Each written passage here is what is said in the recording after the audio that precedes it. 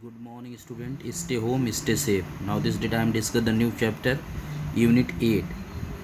Student आपको समझना होगा कि अब आपके सिलेबस में सिर्फ 10 चैप्टर्स हैं, तो दो दो चैप्टर्स को क्या किया गया, एक में मर्ज कर दिया गया।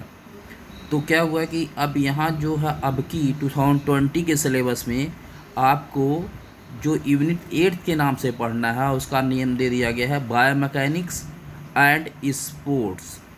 आपको सिर्फ पढ़ना बायोमैकेनिक्स एंड स्पोर्ट्स। अब उसमें कौन कौन से टॉपिक पढ़ने हैं वो आपको हम बता देते हैं। पहली टॉपिक आपको पढ़ना meaning and importance of biomechanics in sports. पहली topic meaning and importance of biomechanics in sports. दूसरी टॉपिक आपको पढ़ना है types of movement, flexion, extension, abduction and adduction.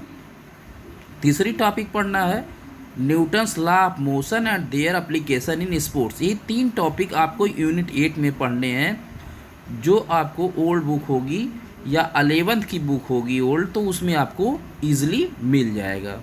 Okay, first topic discuss the meaning and definition of biomechanics.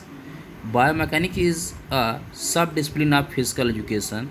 The term biomechanics is a combination of two words, that is bio and mechanics.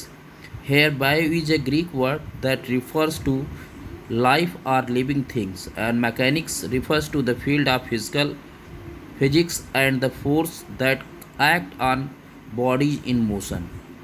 The primary purpose of biomechanics is to elevate a living organism motion as well as the application of force. In other words, biomechanics movements and the causes of movements both internally and externally. It can also said that biomechanics is the study of forces and their effects on living system.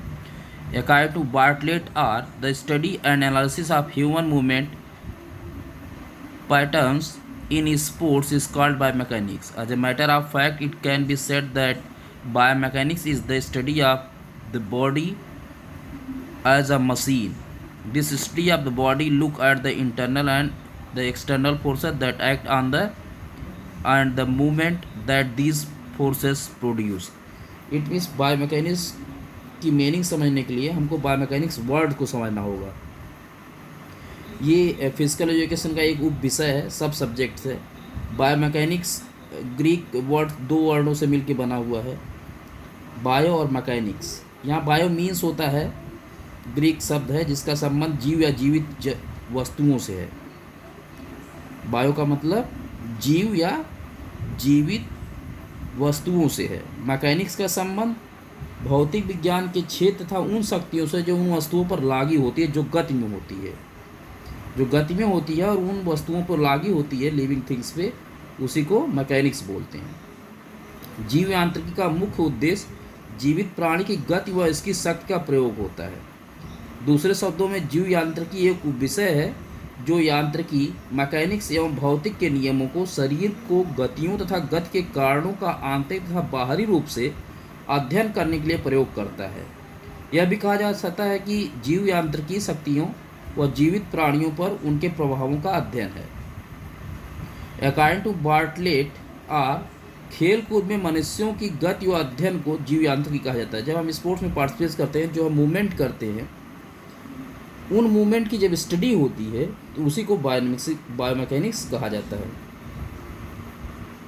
Generally कहा जा सकता है कि जो biomechanics है, जीव यांत्रिकी एक मशीन के रूप में शरीर का अध्ययन है। एक मशीन के रूप में शरीर का अध्ययन है कि जो बॉडी है उसको मशीन मान लिया जाए और उसका स्टडी किया जाए। शरीर का यह अध्ययन उन आंतरिक या बाहरी शक्तियों को देखता है जो शरीर पर लागू होती है तथा वे गतियाँ जो ये शक्तियाँ उत्पन्न करती हैं।